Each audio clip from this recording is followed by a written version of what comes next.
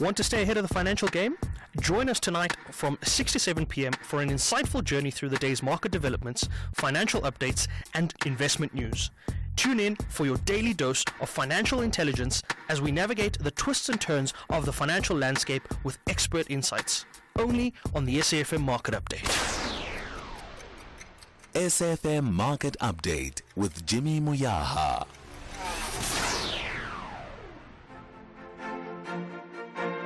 President Cyril Ramaphosa will on Thursday, 6th of February, deliver the 2025 State of the Nation Address at the Cape Town City Hall. Tune in to the meeting point with Koketso Sachane with a special broadcast from 6 p.m. bringing you blow-by-blow coverage at the 2025 State of the Nation Address. SAFM, leading the conversations that move us.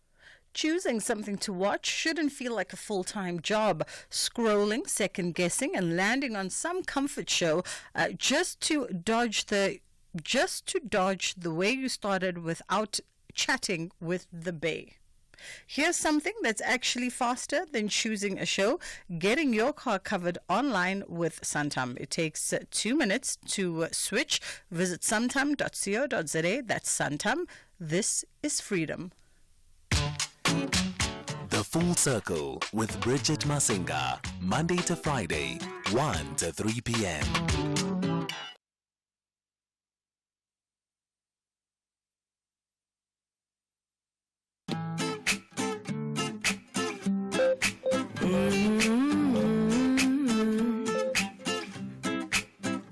No.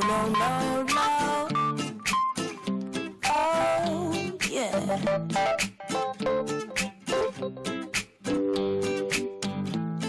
I'm in chains, you're in chains too. Our uniforms and you are uniforms too. I'm a prisoner, you're a prisoner too, Mr. Jailer. Oh, I have fears, you have fears too. I'll die, but you said will die too. Life is beautiful, don't you think so too, Mr. Jailer? I'm talking to you, Jailer. Stop calling me a prisoner. Right here is 1,000 be the first to cast a stone, Mr. Jailer. Mr. Jailer, you suppress all my strategies. You oppress every part of me. What you don't know, you're a victim too, Mr. Jailer. Oh, you don't care about my point of view. If I die, another will work for you. So you treat me like a modern slave, Mr. Jailer. I'm talking to you, Jailer. Stop calling me a prisoner. Right here is 1,000 be the first to cast a stone, Mr. Jailer. Mr. Jailer.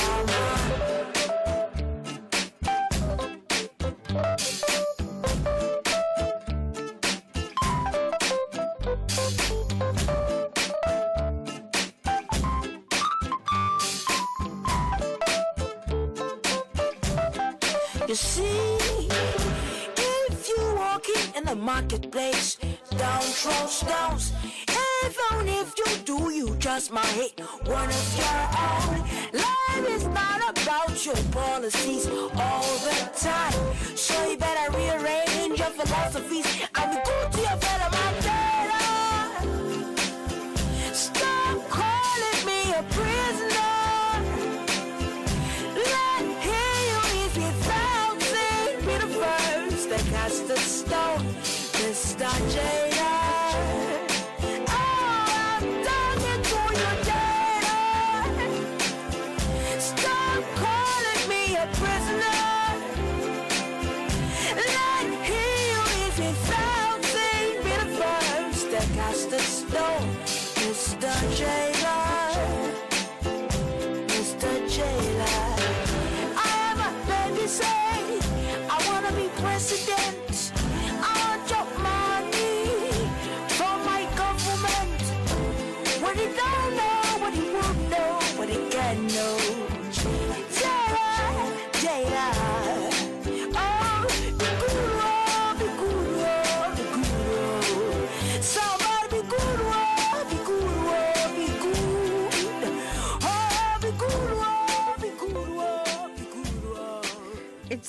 incomparable, highly talented Nigerian singer-songwriter and recording artist, Usher, coming through there with Jayla. That is how we kick off the show today, bringing us to 10 past 1 o'clock on the Full Circle with myself, Bridget Masinga, right here on SAFM, leading the conversations that move the nation.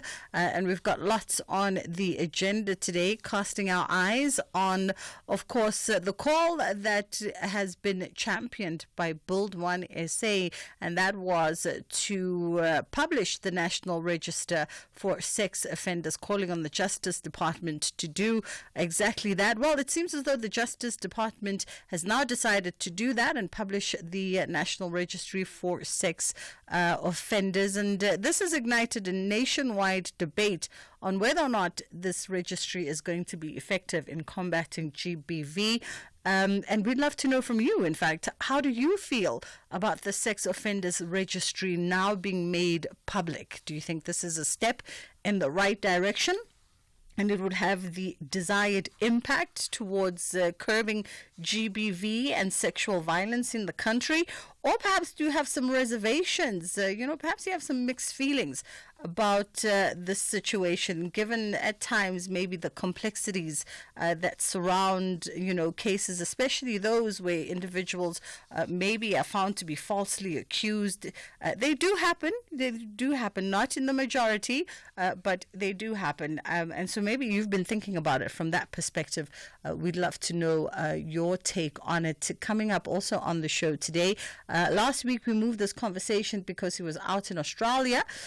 So today we're going to try and reconnect with Conrad Koch for stages, pages, screens, and more. And then coming up on the other side of 2 o'clock, because it is a Tuesday, we're going to have a health and wellness conversation. Today is World Cancer Day. In case you did not know, we're extending all of our love to cancer survivors and those still battling cancer till today. And we're going to have that conversation centered around World Cancer Day and having a more focused look at skin cancer, and a lot more still to come on the other side of 2 o'clock. And we'll tell you more about that closer to the time. 086 000 2032 is the number that you can call us on, and 061 410 4107 is our WhatsApp line. What is your take on the National Registry for Sex Offenders now being made public as per the decision by the Justice Department? We'd love to know from you whether or not you are in agreement with that list being publicized, or perhaps you have some caution, you are exercising some caution and you have some reasoning behind that you'd like to share with us. So you're more than welcome to do so. In fact, we'd love to hear your perspective on it. This is an issue that touches everybody. GBV is an issue that touches everybody in the country, as does, of course, matters surrounding sexual violence. 061 410 4107 is our WhatsApp line. You feel free to drop us a WhatsApp voice note, or you can give us a call on 086 000 2032. During Ford's Blue Sky offers, you can get a new Ford Territory Ambiente from just $6,199 per month, including our optional service plan. 10% deposit, prime list 5.25%, 40% residual.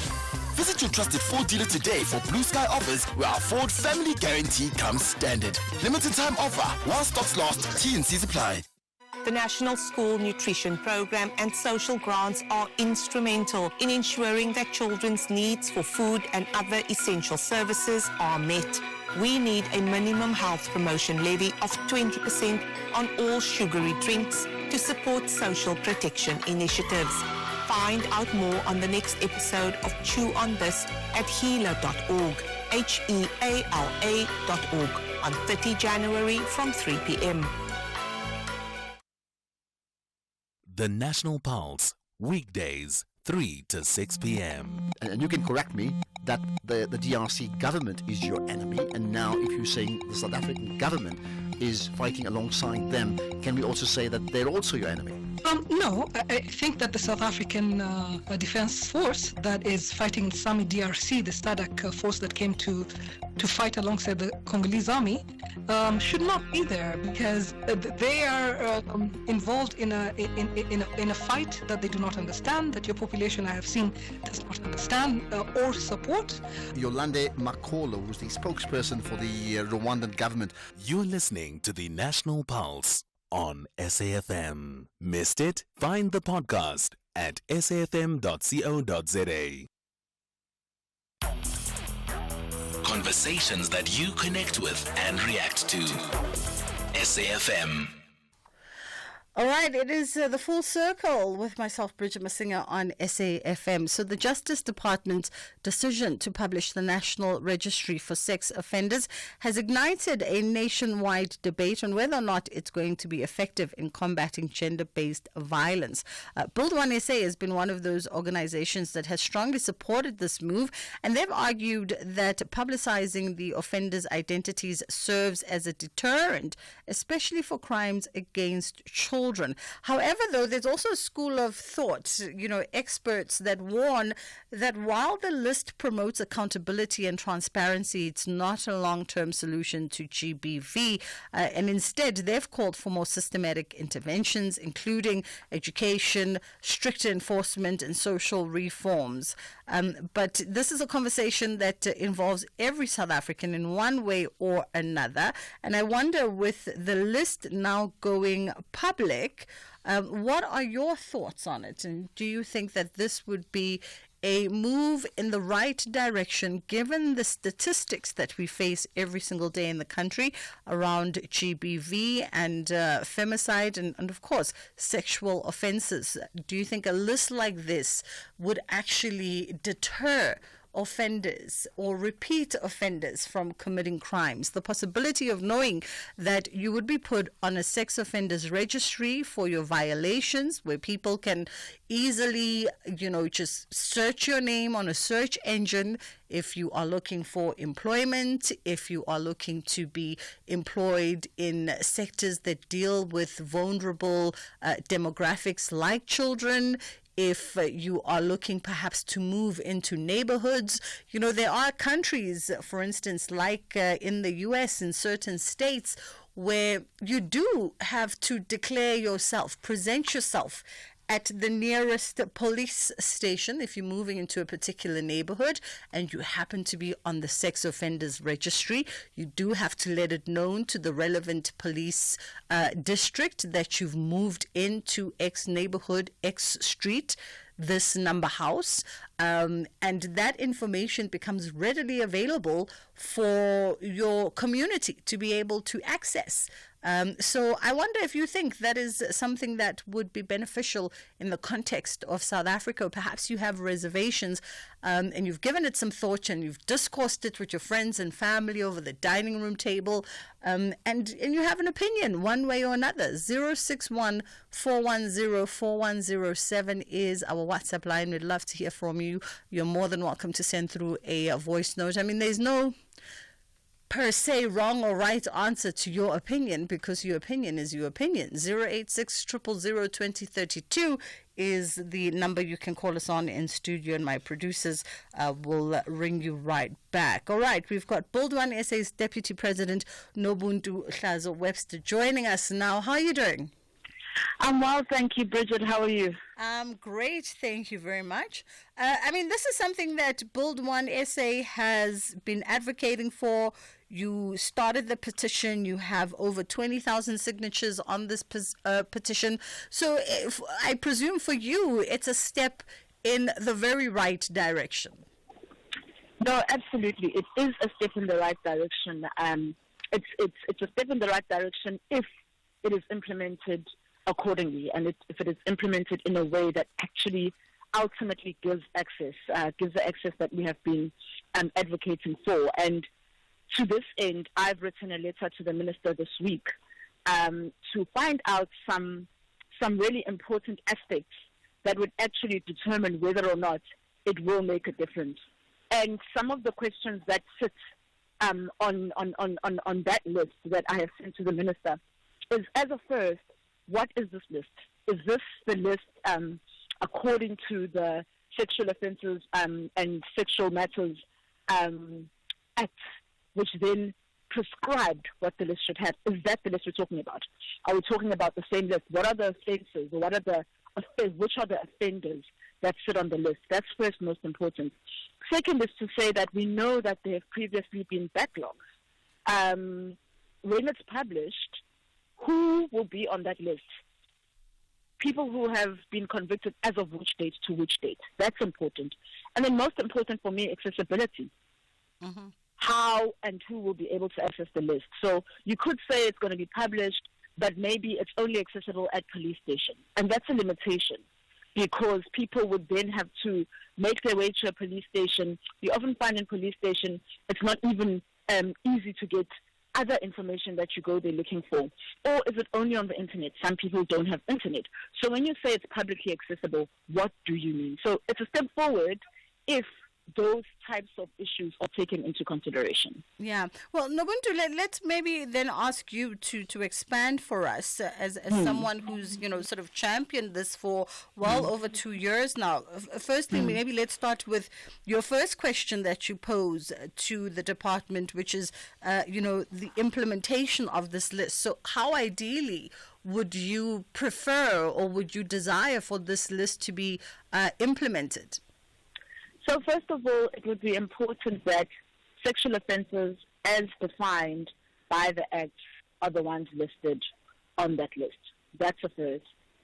Secondly, it would be important that this is an up-to-date list, because even in the past, when the list was not publicly accessible, there have been instances where there are great backlogs in terms of it being updated. So even the institutions that had access, which are educational institutions that take care of children or other vulnerable persons, when they were accessing that list, it was at a time or in a period not up to date. So it would have to be, we would have to ensure that that list is up to date. And then, like I say, it would have to be as broadly and as widely accessible as possible. You should be able to go to a police station and have access to the list. You should be able to go online and have access to the list. And I say this having referenced various countries, various states where this has been done. And it works best and it has impact when it is actually easily and broadly accessible. Okay.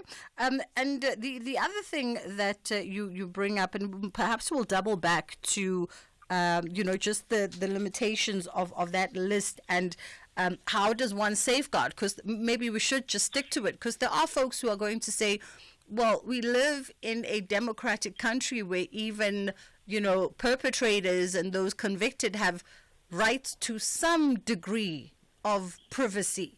It's one thing for institutions that deal with vulnerable children and vulnerable communities to have access to such lists. That justification is understood. But should Bridget living down the street know that Peter is a registered sex offender? Because to what degree does then that provide safety for a Peter, for instance, in a community? When we say this, Bridget, Nobuntu works and lives with vulnerable persons. I have children. I live with children. I need to ensure that they are safe.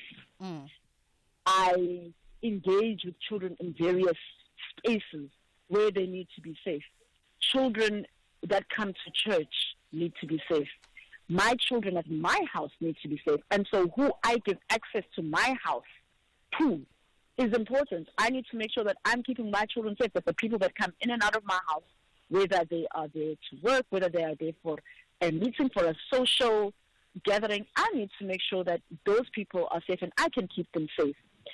I take my children to the doctor. We recently had an instance where in the Eastern Cape, it was reported that there was a practice where there was a general practitioner who had been convicted twice and had now for the third time violated a child who was a patient. And the community did not know of his previous convictions. I need to be able to know that when I take my child to a GP, my child is not a previous offender, convicted previous offender at that.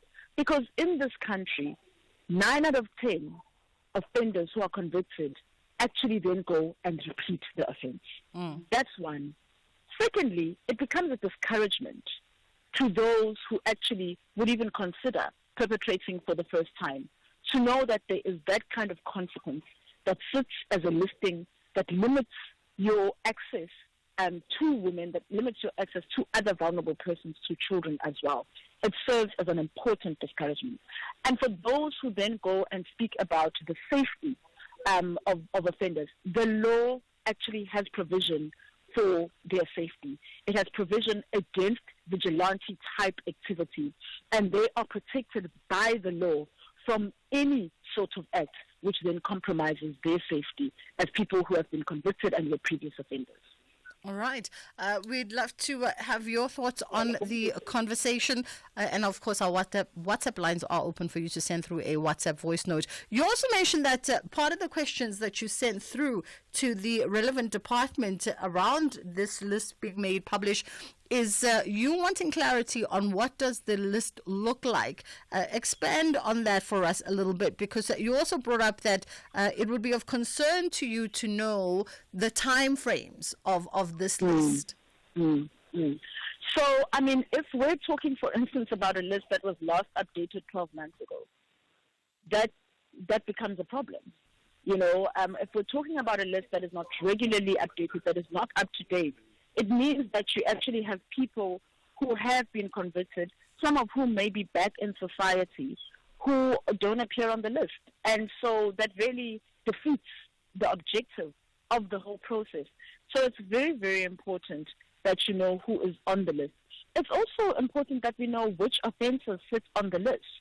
You know, we are not talking here about housebreaking. We're talking specifically about sexual offences as defined by the Act. And so we have to know that they are all inclusive and they are all included in that list, that there aren't some that have been taken off, you know, there aren't some any level of protection of those who have committed such offences, and that it's not selective in any way.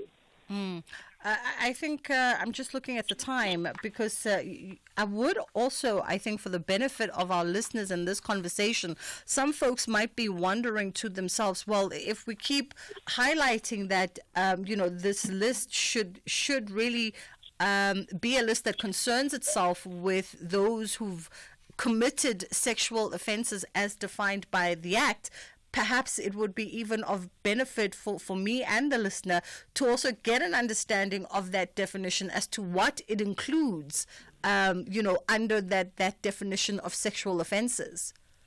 Yeah. So the categories of sexual offences are well defined, and there's a wide range of definition in South Africa. There's rape, which is unlawful and intentional sexual penetration of another person without their consent. There's sexual assault, which is unlawful sexual violation of another person without consent, and that's like fondling, inappropriate touching of genitalia, breasts or buttocks, etc. There's compelled rape, which is forcing or coercing a person to commit an act of rape on a third party. There's statutory rape, which is engaging in sexual penetration with a child under 16. So those are the offences. And then there are offences which are related to trafficking and exploitation, and that includes grooming, trafficking, exploitation, etc. And then there's exposure and indecent acts, exposing genitals, etc., for another person to witness in public. So those are really most of what sits in that list. So if you've chosen some and some is not there, then that almost in some way defeats the objective of having the list published publicly. Yeah. Let's take a quick pause here for the headline news. Andela Mbane is standing by, and then we'll come back on the other side of this. Our WhatsApp lines are open on 0614104107, as well as our in-studio call line on 086 000 2032. How do you feel about the Sexual Offenders Registry now being made public? Thank you, Bridget. In the news headlines, Correctional Services Peter Groenewald has cancelled parole for the convicted attackers of Alison Porter. The minister says in a statement that he made the decision following a thorough evaluation of legal opinions. The National Energy Regulator says load reduction is under review and it was never intended to be implemented on a constant basis, and the search is continuing for an unidentified number of suspects following this morning's cash-in-transit heist on the N2 southbound near the cement factory in Durban. A full update follows at the top of the hour. You are listening to The Full Circle. And perhaps this WhatsApp opens up a whole nother gateway to this conversation, right? Because there's always people who sit on either side of the spectrum, and there's those people who are going to sit on the question of constitutionality. Oh, there goes the word. And how constitutional the... my brain is saying it, but my lips are just refusing. How constitutional would this list be? And we've got Ulaki, is it Laki Nkwashu, who says, well, I understand and agree with what the registry seeks to achieve, but I think it also violates the rights to privacy of the people involved in terms of the Constitution of the Republic of South Africa, and therefore can be challenged successfully in court. The Constitution makes no distinction between law-abiding citizens and those who broke the law in terms of the rights they enjoy. The list will be consistent with the Constitution if consent is first obtained and only accessible to the one that consent was granted to. And I don't know if this is a question that has come up in the 2 years that you've been part of these conversations, Nobuntu? Yes. So under the POPI Act, personal information must be processed lawfully and only for a specific and legitimate purpose. It must be a necessary and relevant purpose, and kept confidential unless disclosure is required by law. And so this is the kind of information that would be processed lawfully and only for specific and legitimate purpose. And so it is covered under the POPI Act. And so that's something that's always important to know.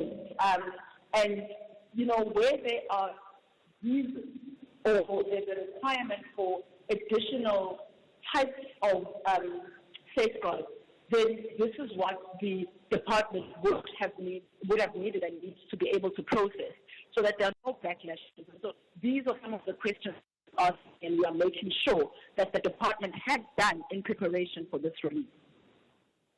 Do you anticipate any sort of pushback on this? That issue, constitutionality is a big deal for some folks, and there'll always be folks who want to advocate for the rights of laws to some degree.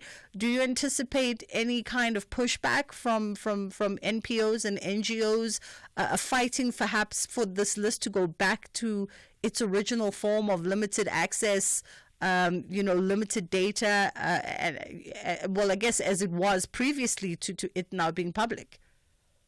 Absolutely, and that is why the work has to have been done quite efficiently and quite thoroughly. There can be no flaws in the process because it does have to meet the rights by legal obligations of everybody involved. And so there will absolutely be pushback because there has been pushback from people throughout the advocacy of this. There has been there's been organizations who have pushed back against this and who have been against it. So there will absolutely be pushback. And so the department has to ensure that it ticks all the checks and balances that it needs to, and it does absolutely need to be implemented in a way that ultimately benefits South Africans, especially those who have found themselves and find themselves to be the victims of gender-based violence most. Yeah. A bit of a curveball question here, but does the list also take into consideration some kind of how do I frame this? Some kind of reprieve time period where perhaps there's been, loosely using the word, reform by the convicted perpetrators, and so they can then maybe apply to be taken off the list after they've done certain rehabilitating programs and have proven themselves over time. Is that also part of the ongoing conversation? That has certainly been our own proposal as Build One South Africa. We have said that, and we've studied various implementation models of this in a number of countries and states. And there are instances where after 10 or after 15 years, if there is no reoffense, if it is clear, if the offender can demonstrate that rehabilitative type of behavior, then they are able to apply to be taken off the list. So that has certainly been our own proposal as Build One South Africa. And so that, I think, is something that needs to stay in the conversation, and it's certainly something that, as we engage the department and the minister on, in terms of what exactly implementation looks like, we will certainly continue to advocate for. Yeah. By way of implementation, are you hoping that, or what is the discussion so far with the department in terms of when this comes into effect? Do we have a time frame? Are we looking, mid-year, end of the year? When exactly is this list going to be implemented? The announcement suggested that the implementation would be as of end of February. Okay. We certainly, and I've sent the questions yesterday to the minister, we certainly as Build One South Africa would want to know that all the aspects of implementation that I've mentioned are in place, because you do not want to be something that the department treats as just a temporary deference, as some people have called it.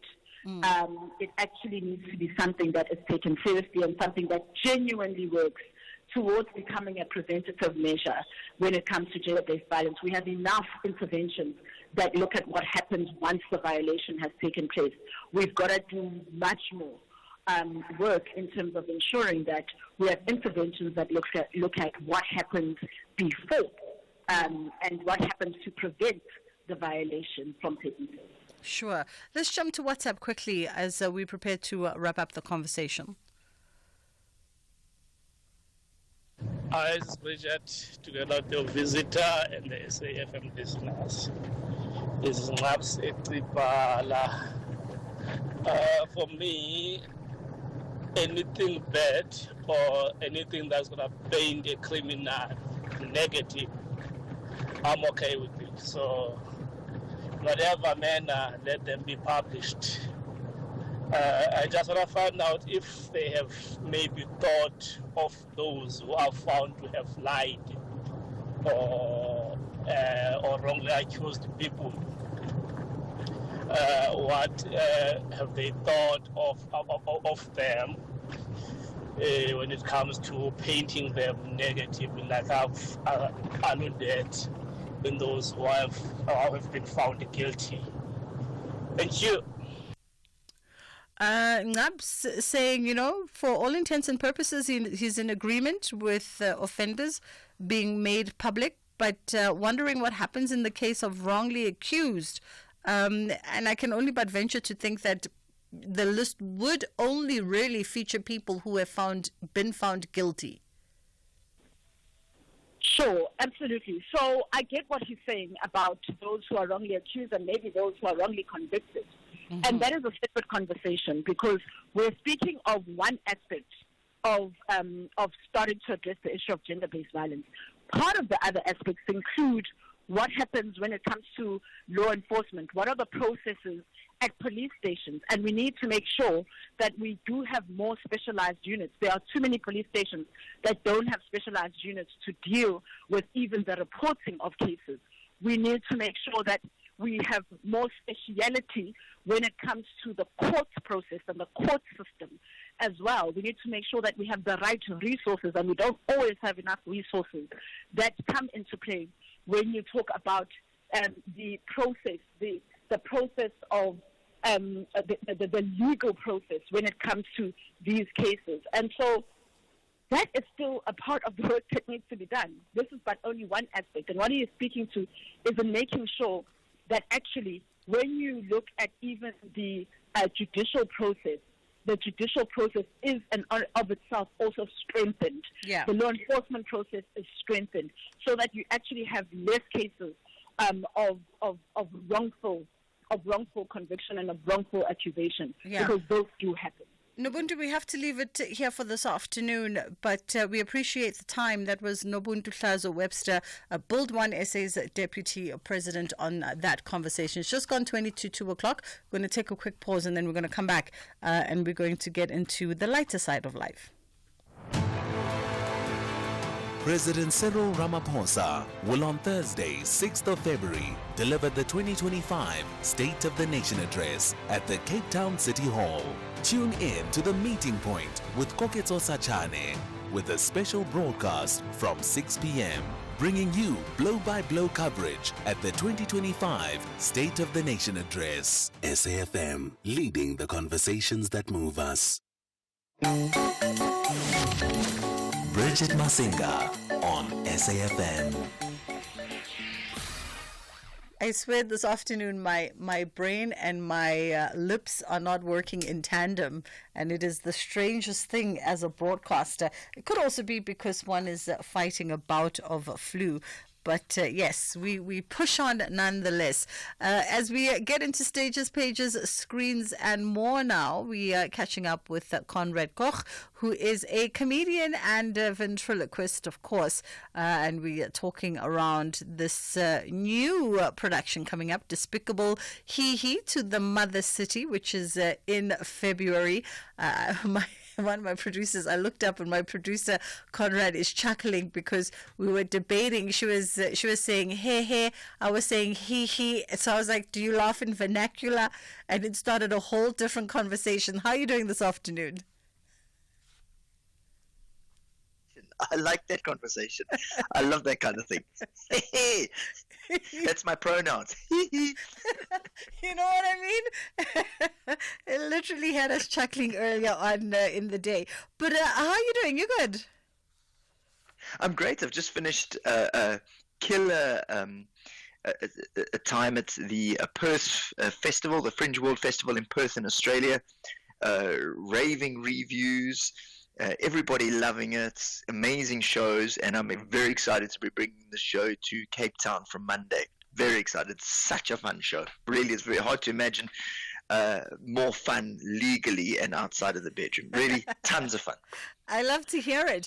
I mean, considering that I assume, based on just the chatter that we see on social media over the years, that there's quite a healthy representation of South African expats in Australia. Yes, they are there. They are very much there. It's they're very entertaining because there's sort of like a mix of them. Obviously, I talk about the South African story and sort of without dwelling on the past, but I do deal with the past. And there's some expats who ran away from South Africa for the wrong reasons, and there are other people who ran away for the right reasons. So they're racist ones and not racist ones. So I tend to annoy the racist ones and be loved by the non-racist ones. But there's lots of Australia is a sort of previous British colony, so there's lots to talk about, and the stuff in this show is very accessible and it's not particularly political. So I got everybody in the room, and I have a Vladimir Putin puppet who they loved. Oh, really? Vladimir Putin's realized he's a vampire because he sucks. Hello, Bridget. It's great to be here. I will invade you. You thought it was a joke. It's so interesting to sort of to hear you say that you sort of steer away from the political now, because in essence a lot of South Africans we quite familiar with Conrad and of course your bestie Chester there, because of that very reason, that you guys often speak the kinds of truths that we don't want to confront. So those things are still there, but my honest opinion, if you enjoy that kind of satire, it's not in the show. Chester will give you a lowdown on the current South African status quo. Chester, I'm right here, Bridget. I'm right. You won't give me the phone. Chester, no, we're busy. You hog all the Bridget, you must conversation. pay your TV license. Please pay your TV license. How did you know I got Bridget, that notification? You must pay your TV license, because if you don't, the managers at SABC get angry and then they start punching people on Saturday. Just, Oh, Chester. Okay, I promise. Scouts on. Apologize. So what it is like what we just did now. It's light, it's silly, it's about the political status quo, but we don't dwell on it. So because I find that South Africans actually want joy. Yeah. You know, South Africans have gone through a rough time, so they want joy, they want a bit of silliness, and they want to think a little bit, and the show gives that whole gamut. So I've got a mosquito, my friend Gunther. I'm right here, hello, this is Gunther. Gunther, the German mosquito, has just got divorced, which of course Rafi's married to a snail, which is crazy. She kept the house. Snail jokes. So lots of silliness, and then at the end of the show I turned someone into a talking chicken. So they're oppressed by Nando's, and they lay in eggs. So I make them talk. But you have a mask where there's just someone from the audience comes up. I also have an ostrich I make out of 2 feather dusters and a croc who gives people relationship advice. Yeah. So there's lots of silly funness.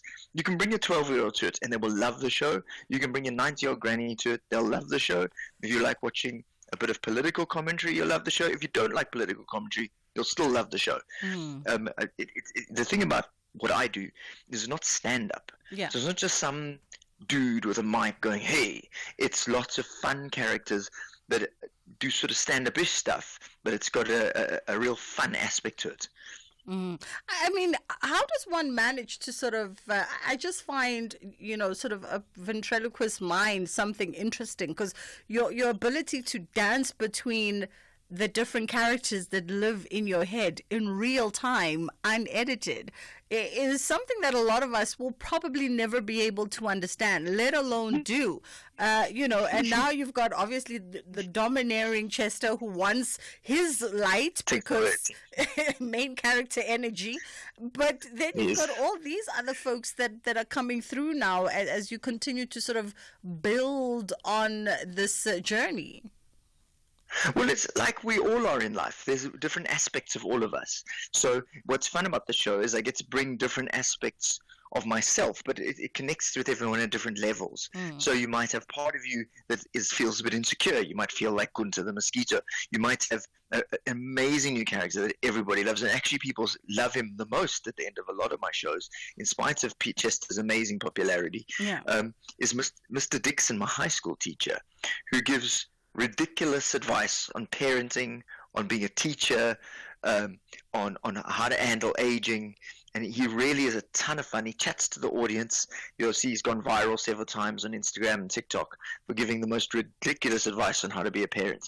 So it is something for absolutely everyone, and it's very, very fun because it's ventriloquism. A lot of people, sometimes when they hear ventriloquism and puppets, they think, oh, that's for kids. And the thing is, this is anything but that. I mean, certainly your 12-year-old will enjoy it because it's not as simple as just a mic and a stand-up. But if you like to think a little bit, you'll also love it. It's what's fun is by embracing a whole lot of different versions of myself, and because obviously it's all me.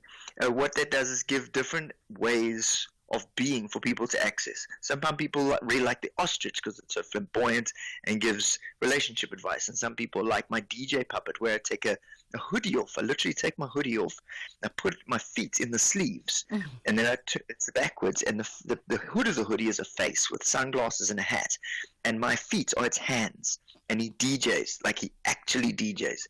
It's hysterical. It's absurd. Absolutely absurd. They love that in Australia.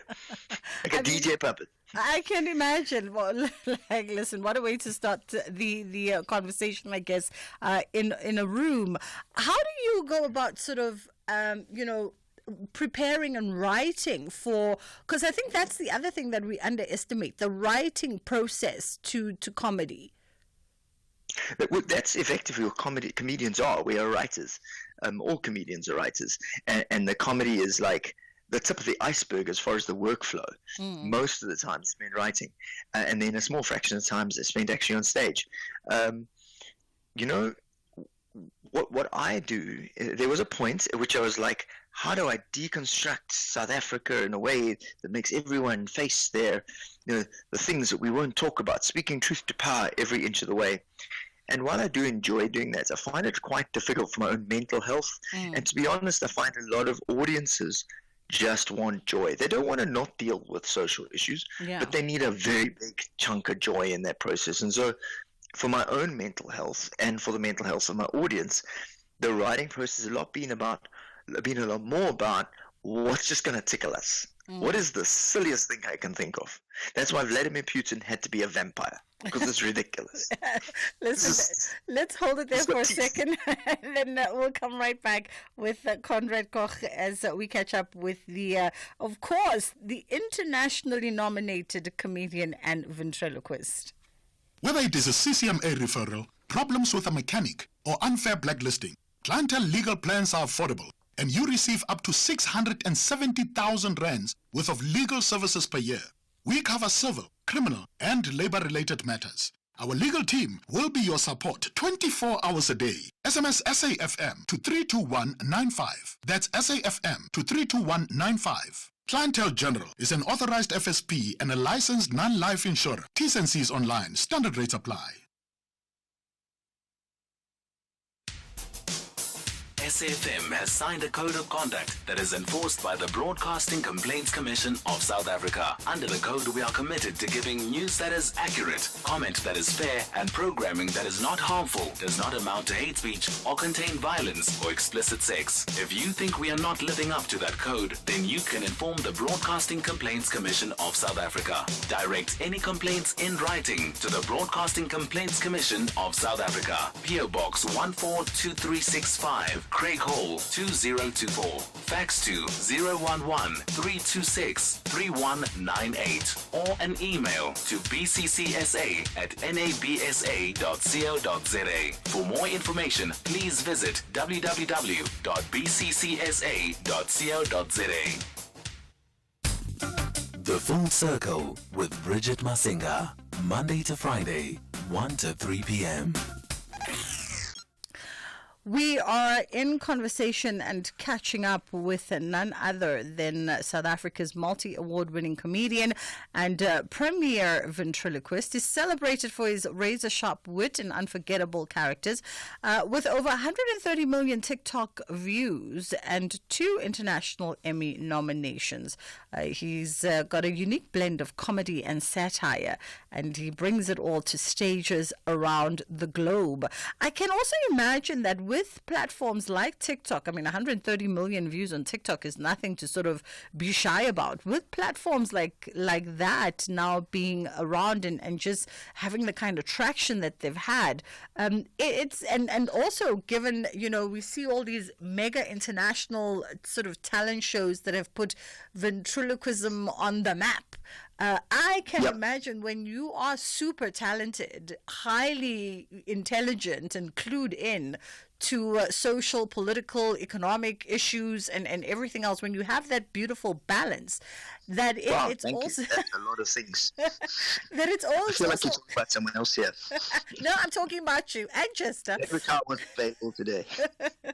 I feel like it's done well. I don't know, but from your perspective, has it presented you with interesting opportunities that perhaps 10 years ago, yourself and Chester at the genesis of all of this didn't envision that it would lead to the places that it's led to? What a great question, Bridget. Of course it has. It's amazing where we are now with social media. To be honest, if you ask me, do I want to have a TV show today? My answer would most likely be no. Because, I won't put my money where my mouth is yet, but I'm fairly confident that, TikTok has the most insane ability to reach people. It gets a lot of rubbish from people who've never used it, but TikTok has people of all ages. It very much has people of all ages, and it is very generous. So in other words, it will reach a vast amount of people who would love to see your work which you would never otherwise have reached. So it's thrown out the gatekeepers. So the person at whatever TV channel who won't let you on, this has now knocked that out the park, because the new TV is TikTok. That's how people consume their entertainment. TikTok, YouTube, Instagram, Facebook, they've all got the same kind of thing going on. So I put my stuff everywhere, and everywhere has its own little flavor. So I have a community on Facebook where for years Chester was using the word Kaberger is a term in German. So hello my Kabergers. That's something that happened only on Facebook. And so I've had Uber drivers stop on Oxford Road in Johannesburg, wind down their window, wave and say, Chester, I'm shooting content there by the Gautrain station. Chester! And Chester goes, yes! And they go, Kaberger! And then they just drive off. So the most sweet, I've gone viral in Malaysia with Tupperware jokes about Tupperware. We had a massive Malaysian following. I've had TV opportunities from the States come through because people see you on TikTok, and that makes it to Reddit. Instagram, Facebook, they've all got this beautiful reach. And quite frankly, I put so much time into Twitter. I wish I'd put it into Instagram earlier, because TV changed. So now we can talk directly to my fans. And Chester is so silly.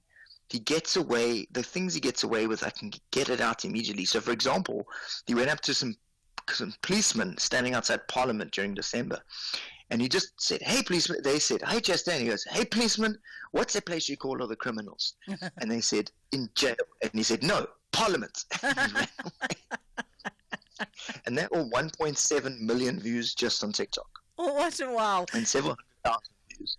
So the opportunity for us to have a more authentic conversation is far more alive now than it ever was, which is amazing for someone who does social commentary and fun social commentary like I do, which I hope people come see the show where we turn it into something that's a lived experience that is infinitely more fun than what you're seeing on the internet. So this is very much, I take whatever's happening in the room and we improvise comedy based on who's in the room, and then South Africa's situation right now, Donald Trump, Elon Musk, State of the Nation. I'm going to State of the Nation. I'm especially flying back from Australia. Changed my ticket so I'd be there for SABC as well, there with Sakina. Yeah. And then for my own TikToks, I can't explain how fun it is to experience these puppets live. If you think the internet's fun, when they're right in front of you, it's because you forget you're talking to a puppet, which means they can do things that you would never have imagined.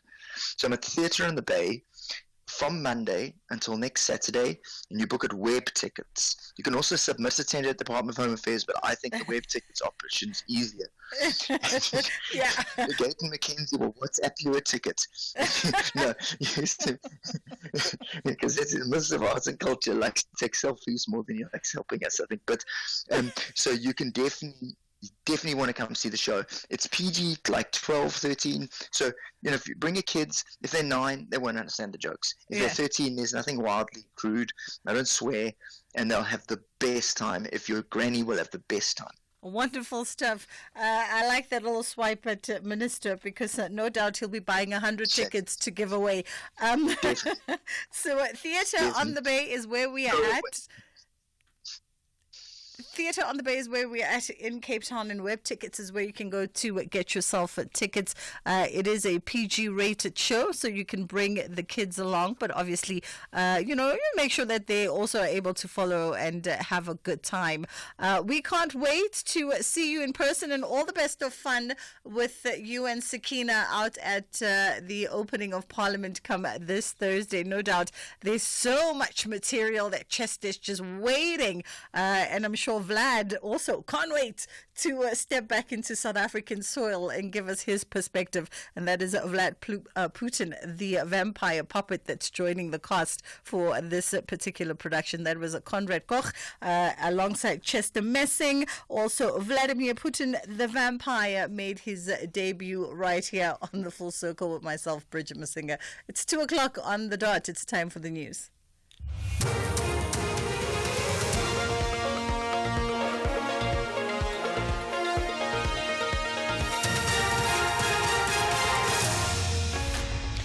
Thank you, Bridget. Top stories to the parole of Alison Porter's attackers cancelled, and NASA reviews load reduction for SAFM News. I am Ondela Mbana, and a very good day.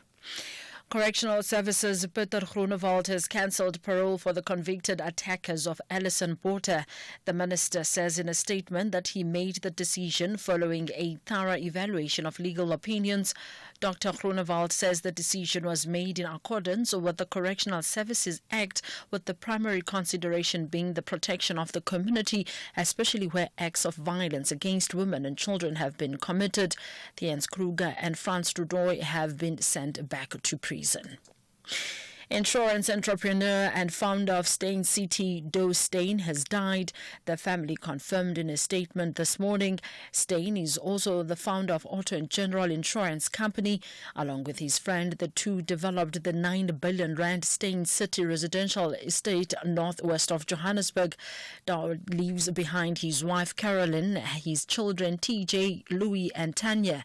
In a statement, the family says Steyn built global businesses with a deep-seated commitment to South Africa and its people. The search is continuing for an unidentified number of suspects following this morning's cash-in-transit heist on the N2 southbound near the cement factory in Durban. This has forced the closure of the N2 highway in the area in both directions. Police believe that the suspects accosted a cash-in-transit vehicle, assaulted 2 security guards and robbed them of their firearms before stealing an undisclosed amount of money. Tragically, a female bystander was shot dead in the incident. SABC News reporter Jade Lee Polser reports from the scene. This incident occurred on 3 different stretches of the southbound. Where we are now, we are close to the cement factory. The other location was on the M1 Higgins Highway, and that's where 2 people had sustained gunshot wounds. They were stabilized on the scene by some of the paramedics that came out here. And the third location, close to Silver Glen Drive near Chatsworth, just on the other end, and that's where paramedics also found that multiple people had been shot. Those multiple people, 2 females, are said to be in their 30s, and a security officer also sustained gunshot and assault wounds. The National Energy Regulator says load reduction is under review as it was never intended to be implemented on a constant basis. NASA and several organizations are making oral submission to the South African Human Rights Commission on the impact of load reduction on poor and historically disadvantaged communities. The 3-day SAHRC inquiry is underway in Sandton, Johannesburg. Regulatory specialist Vuyiswa Makubane says while the current rationing of power aligns with the Code of Practice for Load Reduction, the review will focus on its implementation without negatively impacting paying customers. Beijing has announced retaliatory tariffs against Washington after a further 10% charge was imposed on all Chinese exports to the United States. The Chinese government said the measure against U.S. goods will take effect next Monday. The BBC's Laura Bicker has the details. China's Commerce Ministry has announced that it will impose a 15% tariff on U.S. imports of coal and liquefied natural gas and a 10% levy on crude oil, agricultural machinery and large cars and trucks. The statement said these would take effect on February the 10th. Beijing is also launching a probe into the US tech giant Google over what it describes as a violation of the country's anti-monopoly laws. China has repeatedly warned Washington that there are no winners in a trade war and called on Donald Trump to enter negotiations to meet China halfway. The 2 leaders are scheduled to talk later this week. Recapping the top story, Correctional Services Minister Peter Groenewald has cancelled parole for the convicted attackers of Alison Porter. The minister says in a statement that he made the decision following a thorough evaluation of legal opinions. I am on Delambar for SFM News headlines at 2:30. SAFM 104 to 107 nationwide. Leading the conversation. Ethical is what defines our business. I think insurance does have integrity. They are not just there for the money, they're there to create a relationship. It's like a partner in business. It's the best thing we've ever done to switch over to insurance. It's a no-brainer. Switch to Business Outsurance today and you could get a massive 20% discount on your business insurance premium. SMS quote to 43328. That's quote to 43328 to switch and save today. Licensed insurer and FSP. TCs and information online. Our story is a South African story. anchored in the belief that it takes all of us to build a country that thrives. To educate our children for a brighter future. To care for our health and well-being. To nurture our environment to sustain future generations and to transform and build a stronger nation. When no one is left behind. Inspiring each other to succeed. Anglo-American. President Cyril Ramaphosa will on Thursday, 6th of February, deliver the 2025 State of the Nation Address at the Cape Town City Hall. Tune in to the meeting point with Koketso Sachane with a special broadcast from 6 p.m. bringing you blow-by-blow coverage at the 2025 State of the Nation Address. SAFM, leading the conversations that move us. The Full Circle with Bridget Masinga, Monday to Friday, 1 to 3 p.m.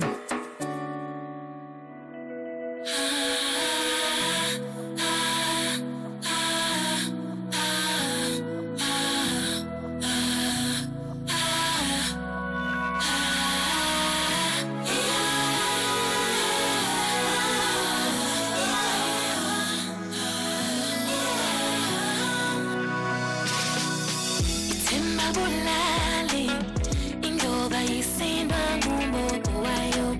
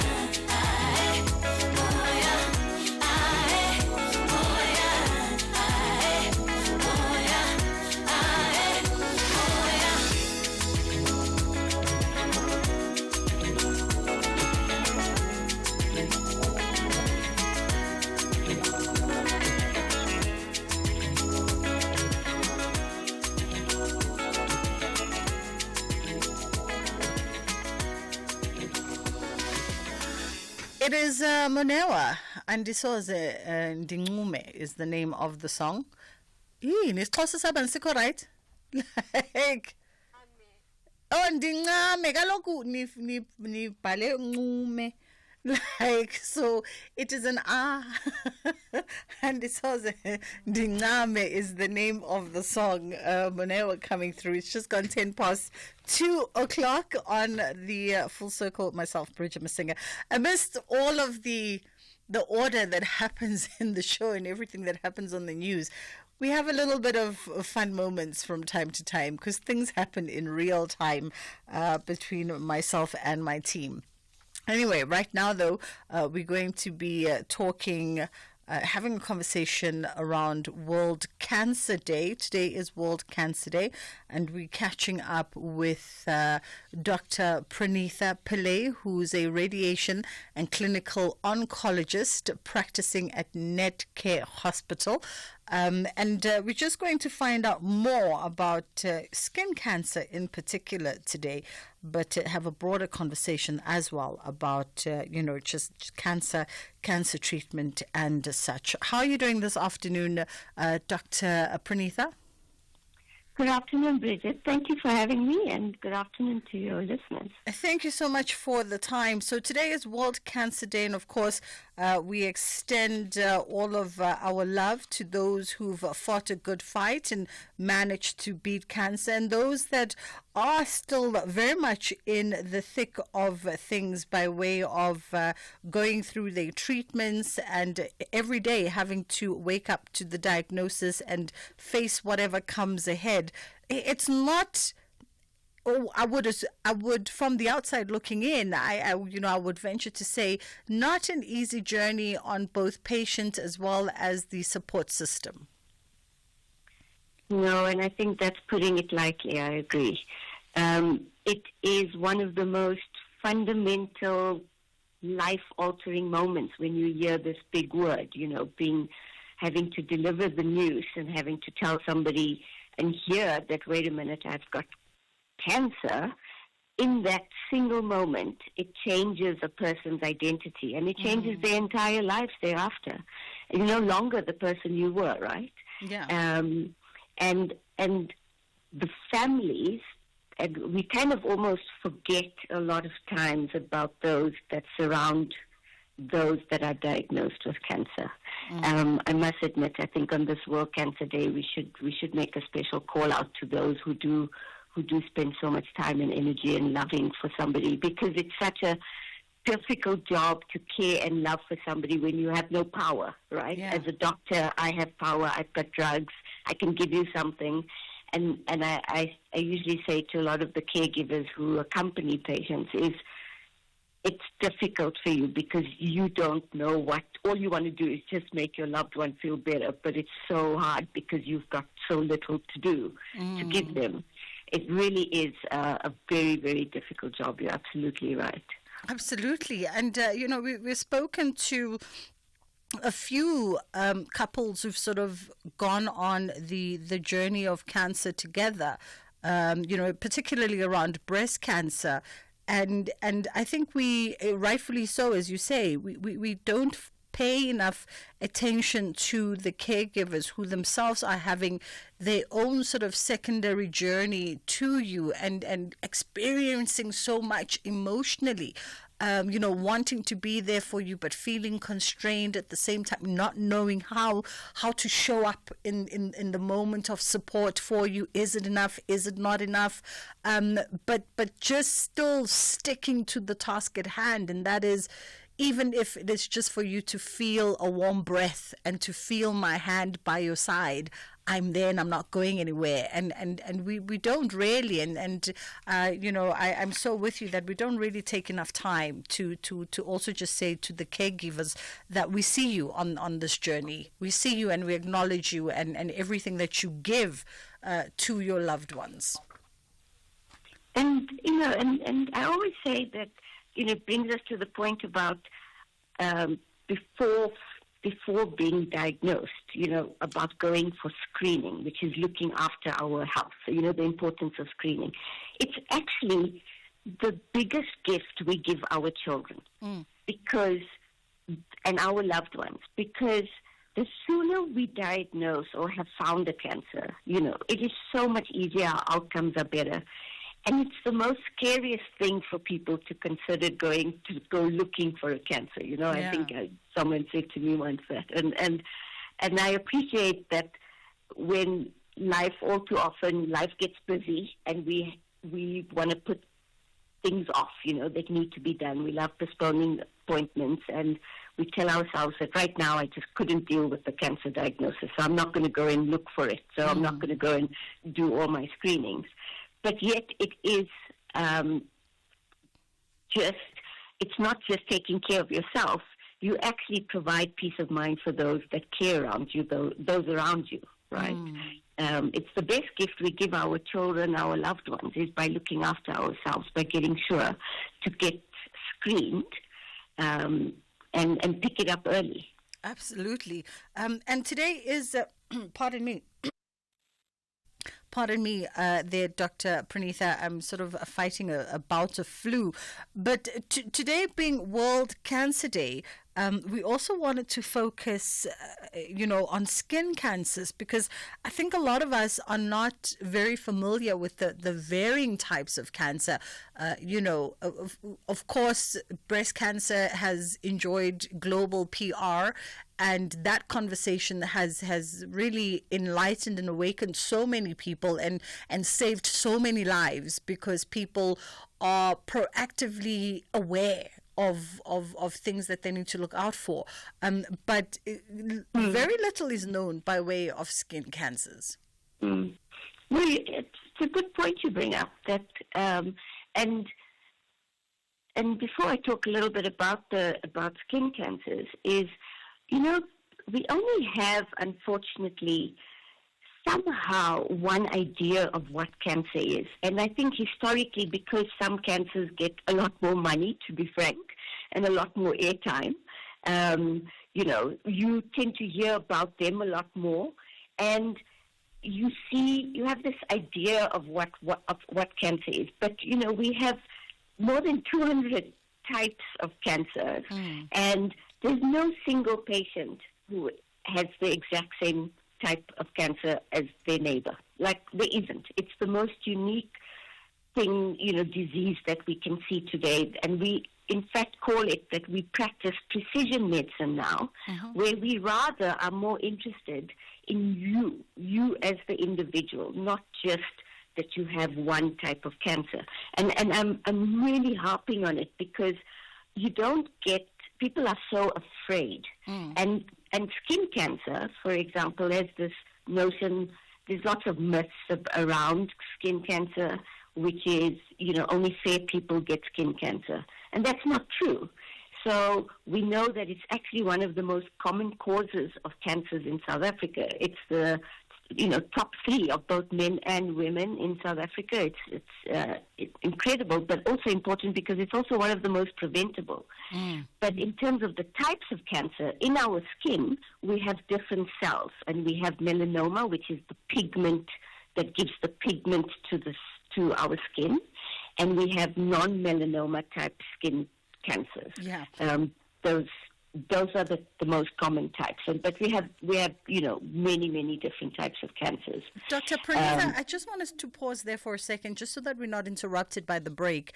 We're going to take a quick pause, and then we're going to come back on the other side, and maybe we hone in a little bit.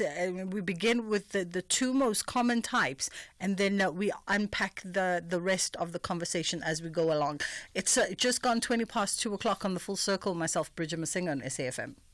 Santam can cover your car in just 2 minutes. That's faster than sticking to your New Year's resolution to eat healthy, then immediately reaching for the leftover pizza in the fridge and deciding it's a reward for surviving day 1.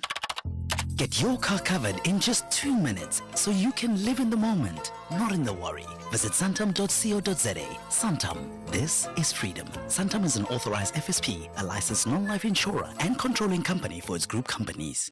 Get back to the grind with Puco, where every journey begins. We're a trusted partner who's there with you every step of the way. From sand to sandware, basins to bricks, and paint to PPE, we provide the tools and support to make your vision a reality. We believe every measured cut and carefully placed nail leads to more than a building. It's about trust, safety, and the assurance that no matter the challenges, it will all come together. Find your nearest store on puco.co.za. Begin with Puco. Puco. You're listening to Bridget Masinga on SAFM. We're in conversation with Dr. Pranitha Pillay, who's a radiation and clinical oncologist practicing at Netcare Hospital. In light of the fact that today is World Cancer Day, we thought we'd zoom in a little bit on the more common skin cancers and get ourselves a bit more educated around these. And you mentioned that melanoma is amongst the two most common of skin cancers. Yes, that's correct. And melanoma comes from the cells that gives our skin the pigment. And it can be found in both black and white skinned people, so fair and darker skinned people, and that's really, really important to know. And one of the issues is that because we think that you can only see cancers in lighter skin, we tend to find that it delays us detecting these cancers for a lot of patients. So it tends to be a very silent disease. I think that's the take home today with skin cancer, is that it's kind of so silent because it's got this, it's just a little scratch. It's just a little mark on my skin, you know. We all have them all the time, don't we? And so we can ignore them, not realizing that they actually can be quite sinister. Okay. So melanoma was one, and then there was a second one that you mentioned. The other ones, the most common ones, are called squamous cell carcinoma and basal cell carcinoma. Those are types of cells that we have. And cancer is essentially just where a cell no longer looks like what it normally should. So it's changed its shape, you know, so it doesn't, but it resembles and it originates from a particular cell. Now, tell me this, Doc, as you say that it's quite silent. Melanoma is quite silent in its nature because it can present as just, you know, as you say, a normal little pimple, a scratch, or something that you think will go away in a couple of days. So then what are the possible signs that we should be looking out for that sort of ring that alarm bell to say, no, this is now not normal and it requires you to go and see a Dr. Pranitha? So usually the importance of self-examination, which is keeping an eye on yourself, which is the ABCDE rule, it's called. So A is asymmetry, so it's not a sort of very circular lesion, it's more asymmetrical. B, the border is not regular, so it has a frayed edge to it. C is for color changes. So usually you will see that a lesion will change color. It can become more darkened. D is diameter for size. So usually we say more than 5 to 6 millimeters, so half a centimeter. And E is evolution. It's the changing that's really critical. So it starts, so you can have a new growth, but you can become uneven. It can scale, become oozing. It can bleed. But in terms of the melanoma, you also see these darker lesions that can occur under the nails or on the palms of your hands or soles of your feet. In fact, Bob Marley, I'm not sure if you know, famously had melanoma. I did not know this. Yeah. Now, considering that the skin is the largest organ on the body, right, and there's a half of our skin that we never get to see because, you know, it's behind us. I imagine that it then makes it a little tricky sometimes, or maybe there are instances more often than not where a discovery is made by a secondary person, much like in the case of breast cancers, where men tend to catch it more often than women. Yeah, that's a good point, actually. So besides the self-examination, and it's hard to keep an eye on your back, you know, where something is. But yes, it's true. And that's where being vigilant for somebody else is so critical. But we also say, besides doing self-examinations, we have professional screening. So your GP and dermatologist are really critical to what we do. It's called like a mole mapping exercise, basically.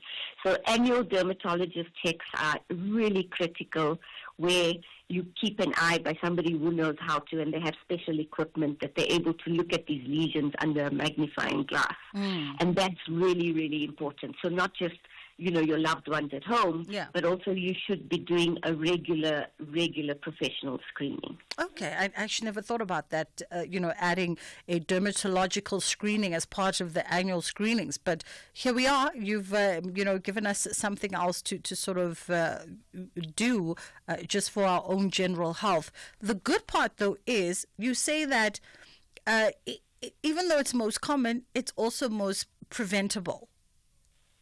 That's right. So it's simple daily habits of just using sunscreen.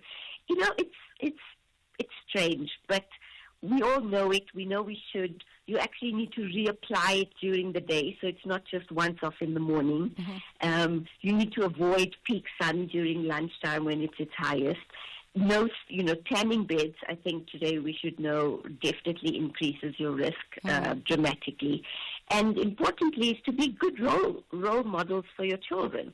So it's making sure that they are covered in sunblock and that they understand good, that just because it's cloudy doesn't mean that there's no sun shining, right? You still need to put your sunblock. So it is extremely preventable. The other thing that just jumped in my mind, maybe just left off center, and I don't know how relevant it is or not. We obviously are seeing this trend now towards skin lightening, tempering with one's pigmentation. I presume that also puts your skin at a disadvantage and perhaps makes it a bit more fragile than your natural born skin. And do skin cancers sort of show more prevalently, or is there any kind of data that speaks to perhaps the warnings around that? So one of the key risk factors, as we talked about, is the UV radiation, which I've covered. But you're absolutely right. What we know is that there are other risk factors that will predispose you. So if you are immunosuppressed, that means your body can't fight any changes and able to repair itself. So, cancers are come about from mutations in our cells, but our body has a natural defense to repair that.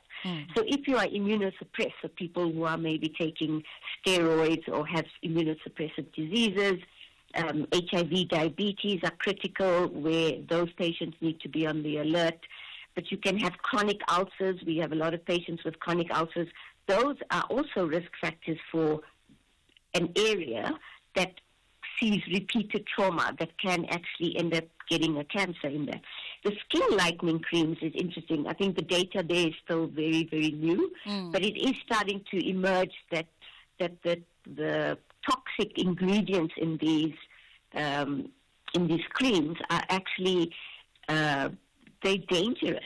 They really are incredibly dangerous, and because it's so hard for you to then say, oh, it was the skin lightening cream, right? As opposed to, I didn't put sunblock on. But today what we're starting to see, the evidence is emerging, is definitely emerging about these creams. They are, and I think a lot of our listeners, it's very hard, and that's why seeing a dermatologist and rather have something prescribed from your dermatologist is going to be critical.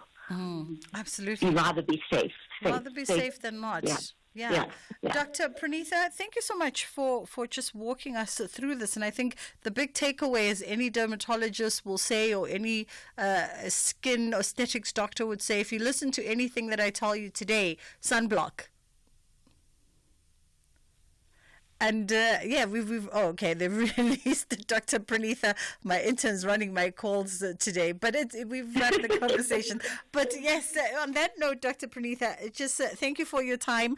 We'll definitely, I think, be adding those checkups with our dermatologists, our annual checkups, and of course, a sunblock. That was Dr. Pranitha Pillay, who's a radiation and clinical oncologist practicing at the Netcare Hospital. It's just gone 2:30. It's time for us to catch up with the headline news, and then we'll come back and get into Kids Corner. Thank you, Bridget. In the news headlines, Correctional Services Minister Peter Groenewald says a thorough process of evaluation was undertaken before he cancelled parole for the two men who brutally raped and mutilated Alison Botha in 1994. The Financial Sector Conduct Authority says it is concerned about the amount of money bank customers lose via digital ways. The Fiscus Cindy Swama Kumalo spoke during a joint meeting of Parliament's Trade and Industry Committee and Standing Committee on Finance. And the Israeli Prime Minister Benjamin Netanyahu is in Washington, where he'll become the first foreign leader to visit the White House since President Donald Trump returned to office. Have a update follows at the top of the hour. The Full Circle with Bridget Masinga, Monday to Friday, 1 to 3 p.m. This program is brought to you by SABC Education, enriching minds, enriching lives.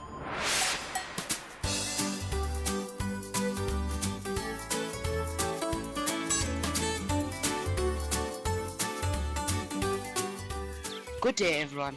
My name is Zamangozo Miana. Today I'm going to be talking about my thoughts on homework. I think I have a bit more homework this year than last year, and sometimes it feels overwhelming. However, I try to stay organized and manage my time better. I prioritize my tasks and break them down into smaller chunks and take regular breaks to avoid burnout. Despite the challenges, I believe that homework helps me learn and understand new concepts, and it prepares me for exams and assessments. Homework also teaches me important life skills like time management, self-discipline, and critical thinking. While I may not enjoy doing homework all the time, I recognize its value and importance in my educational journey. By staying focused and motivated, I'm confident that I can manage my homework load and achieve my academic goals. Thank you for listening. I hope you guys learned something new today. See you guys next time. Hey everyone, my name is Yalana Mzobe. I am 11 years old. Yes, I think this year I have a lot of homework than last year because now I am in a bigger grade. It feels good sometimes boring because sometimes I will have a lot of homework and I will feel starving a lot and feel tired. I usually do my homework straight when I come back. When I come back, I change, I eat and do my homework so that later I will not have anything to do. All I will have to do is to rest. If I feel like my homework is too hard, I do ask for help from my brother, sister or father or mother, and they'll help me. If I could change one thing about how homework is given or how much I get homework, I would change that homework must be much easier and understandable so that other people can pass and learn more. Thank you, everyone. My name is Karabo. Personally, I do think that there's more homework this year due to me being in a higher grade and me doing a lot more than I did last year. So obviously I'm going to get more homework than I did last year. And to be honest, I feel like I want to log in when it comes to school this year. So I actually feel okay with the whole homework situation and studying situation because I just feel like it's going to uplift me when it comes to my schoolwork. The times when I do my homework is after school, in the evening after I take my daily naps, because I just feel like when you need a nap, like, because sometimes you'll just come back from school and you feel drained. So I'll just be like, okay, I'm just going to take a small nap, wake up, then do all my homework and do what I need to do before tomorrow, because I don't want to be stressed and push myself and, make an unnecessary problem that's not needed. When I do feel my homework is too hard, I do ask for help from my teachers, or I ask for help from my cousins who do the same subjects as me, or sometimes I just move to AI and I see if AI can assist in any other way. If I could change one thing about homework how homework is given or how much I get. It would be, me trying to get my students to actually finish the work in class so they don't have to, do the work at home. And also, just hosting extra lessons every other day for homework periods or whatever. Just hosting a homework period, doing your homework so that when you get home, you don't have anything, you can just relax, sleep, and just go through whatever you went through throughout the day. Thank you so much for listening. Bye. Hello, my name is Mani Angel Ngobera. A person that I'm most comfortable with to help me with my homework or any schoolwork at home is my mom. I feel like my mom is very patient and she understands and can just help me do my homework. So what I would like my tutor at home or my mother at home to do more is that she must just be comfortable and be patient and understand more about my schoolwork so that I can feel at ease when they're teaching or helping me with my schoolwork at home. Let us learn to open up to asking for help at home and being comfortable enough to speak to our tutor or our parents or sisters or grandmothers that are teaching us at home. Thank you and have a lovely day.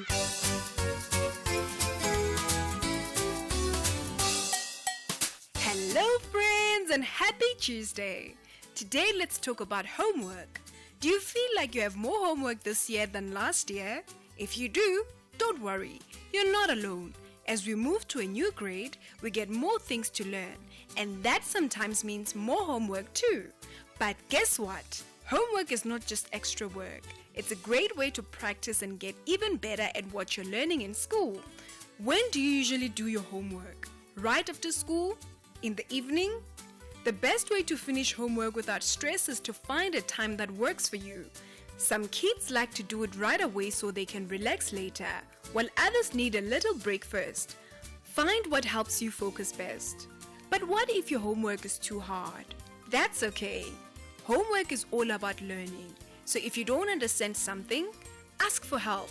You can ask a parent, a sibling, a friend, or even your teacher the next day. The important thing is to never be afraid to ask. And if you could change one thing about homework, what would it be?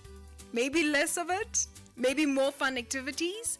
While we can't change how much we get, we can make it easier by staying organized. And here's some few tips. Set a homework time each day so you don't forget. Find a quiet spot where you can concentrate. Take small breaks if you need them. Just don't get distracted. Pack your bag when you're done so you don't forget anything the next day. Homework doesn't have to feel overwhelming. With good planning and a little help, you'll be able to finish faster and still have time for fun. Keep up the great work, friends. That's all for today. Stay curious, keep learning, and we'll see you next time. Bye for now.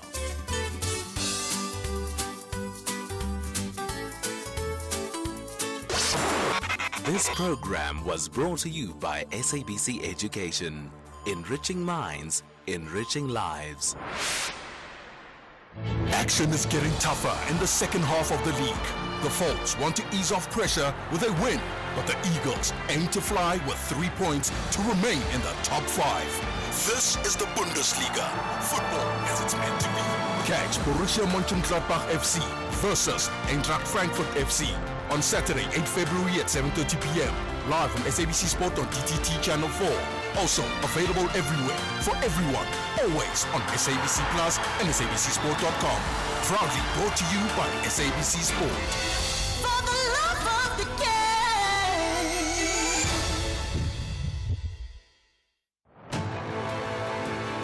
President Cyril Ramaphosa will on Thursday, 6th of February, deliver the 2025 State of the Nation Address at the Cape Town City Hall.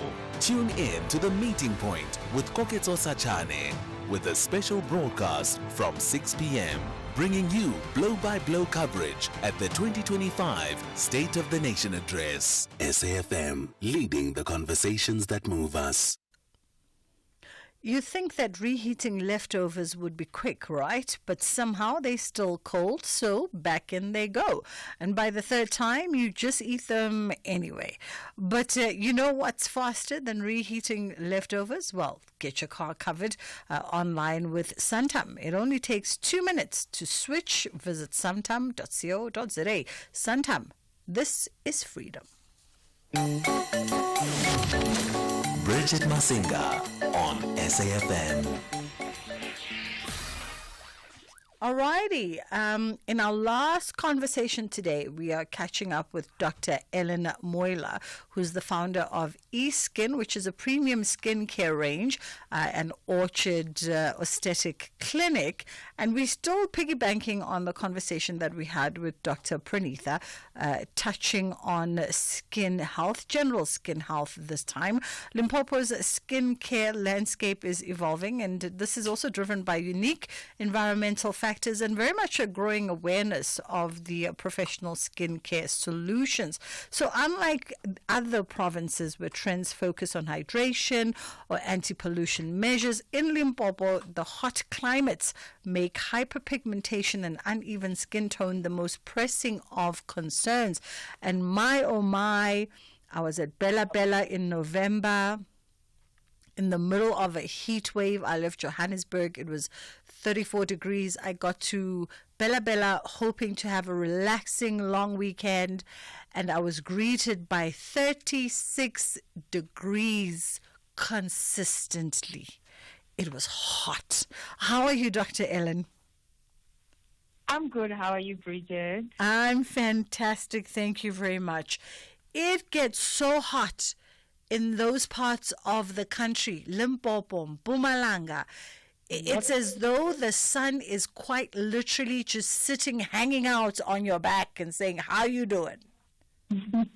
Yeah, it does. We're actually sitting at 32 degrees as we speak today.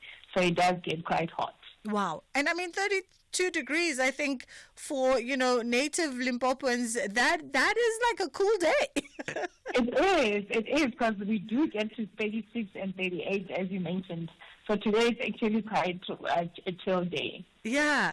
I mean, and for sort of a province like that enjoys scorching heat consistently for majority of the year, skincare and skin health, I would think, is becoming more of a prevalent conversation. Yes, definitely it is.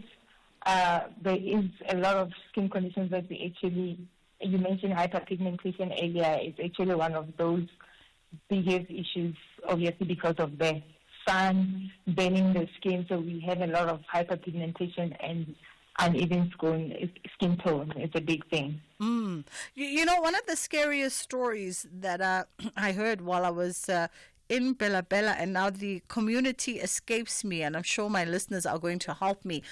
A big mining community just a few kilometers outside of Bella Bella, a mining town. Oh, it escapes me now the name of it. And a lot of the staff who worked at Bella Bella worked in the mines.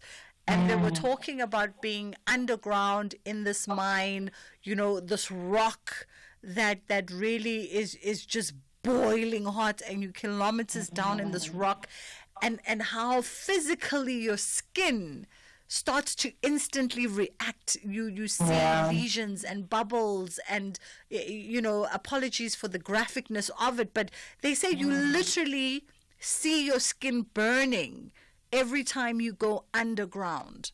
Yeah, definitely. I can imagine that kind of heat, the effect it can have on your skin, making it sensitive, making it dark, all those things. It's just one of those things that really can affect the skin negatively. Yeah.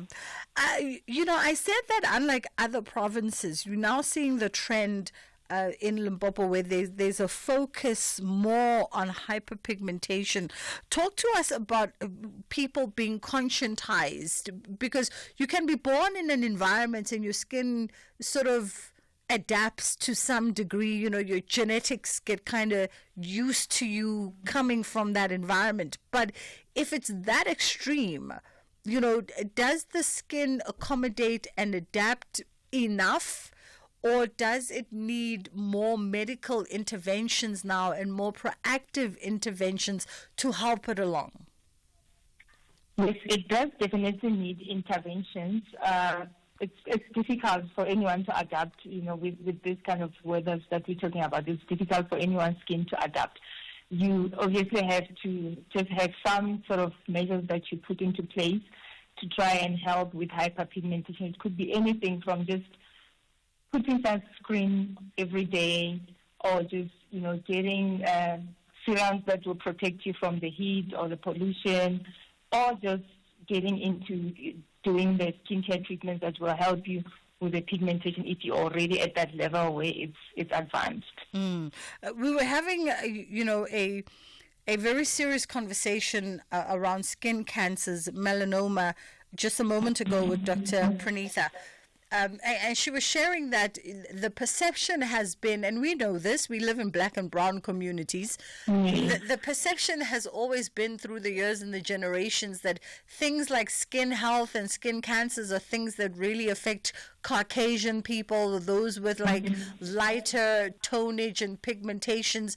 But really, as you know, black and brown people, we need to start being very conscious and very aware of you know, the things that could affect, the medical things that could affect our skins as well. We're not immune.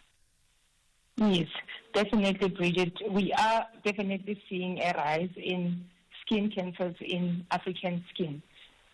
In the past years, we always thought, you know, this happens in the white skin, but we are seeing a rise. Obviously, there's a lot of factors that could be contributing to that.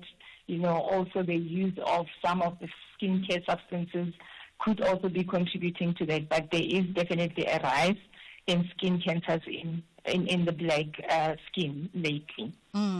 Let's talk a little bit about hyperpigmentation. You know, tell us, when we're talking hyperpigmentation, what are we talking about? This is more than just the sort of dark patches you get on the elbows and the knees because you've been scraping the patio all your life. Yeah. You know, we always just refer to it as a chronic medical condition, which it is. But I noticed that the kind of hyperpigmentation that bothers most women is the one that you get on your face. That is usually genetic, mostly. It could be due to hormonal. Actually, a lot of them, it's hormonal causes. You know, you find a lot of women, when they are pregnant, they develop these dark patches on their cheeks or on their forehead, or some of them, they develop hyperpigmentation after giving birth. So it's mostly hormonal, genetic, but obviously weather conditions like the sun exposure also does contribute to that hyperpigmentation.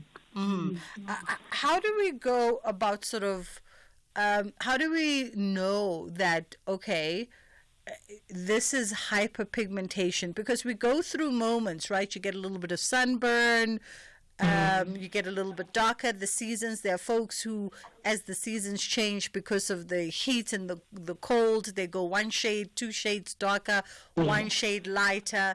But with hyperpigmentation, is it a very persistent sort of change of color? Yes, one has to be able to differentiate it from, you know, your sunburn, you turning your skin changing color because you were in the sun and temporarily it disappears. But with hyperpigmentation, that's why we call it chronic. It's that kind of darkness, dark patches that you get. You try and use different creams, you try and do this and that, but it's just sitting there. It's not going anywhere. That's when we call it hyperpigmentation. Treatments for hyperpigmentation, because you say the causes are hormonal, genetic, or even just exposure to extreme weather. To this day, I would still say hyperpigmentation is one of the most challenging conditions to treat, especially in a province like Limpopo where it's hot. But a lot of people are turning into the so-called chemical peels. Chemical peels where you sort of exfoliate the top layer of your skin, you peel it off, and then obviously a newer skin will lift up. So I do find that even with that, you have to sort of do like a lot of them to eventually get the hyperpigmentation to brighten up a bit. But even with them, if you do stop using the treatment, you know, you do go back to the original hyperpigmentation. So it's a chronic thing that you have to be constantly using treatments to try and get rid of it. Let's take a quick pause here, and then we'll come back and we'll continue unpacking the treatment of hyperpigmentation on the other side of this. Ever since Uspillion won 5,000 rand, 5 tower on Wheel of Fortune, he only wears white push-in sandals. Star white, Baba. And he owns 10 identical pairs. Before he did not even know the Queen's language. Now, Kalabo, wow. Chance. Let's watch Wheel of Fortune weekdays, Monday to Friday at 7:30 on S3 and see how one spin changed Spillion's life and how it can change ours as well in just one day. Santam can cover your car in just 2 minutes. That's faster than sticking to your New Year's resolution to eat healthy, then immediately reaching for the leftover pizza in the fridge and deciding it's a reward for surviving day one. Get your car covered in just 2 minutes so you can live in the moment, not in the worry. Visit santam.co.za. Santam, this is freedom. Santam is an authorized FSP, a licensed non-life insurer and controlling company for its group companies. The Full Circle with Bridget Masinga. Monday to Friday, 1 to 3 p.m. We're in conversation with Dr. Ellen Moila, and she's the founder of eSkin, which is a premium skincare range, and Orchard Aesthetic Clinic. And we're just talking around hyperpigmentation, particularly for those folks that are exposed to extreme heat in provinces like Limpopo, in provinces like Mpumalanga, where the sun can go as high as the mid-40s. And we know when we experience that heat wave leading into December, at one point we had a look at the week forecast for Limpopo and Mpumalanga, and the sun was at its height into the early 40s, the late 30s and the early 40s respectively for both those provinces.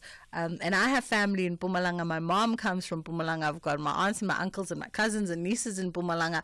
And I can tell you this, if someone says to me, let me go to Mpumalanga in December, I will find every excuse under the sun not to go, because I cannot deal with that sun. And I was born and bred in Durban, which is hot in itself, but it definitely does not get to 38 degrees, 39 degrees, 42 degrees. That is just too much sun for anyone to handle.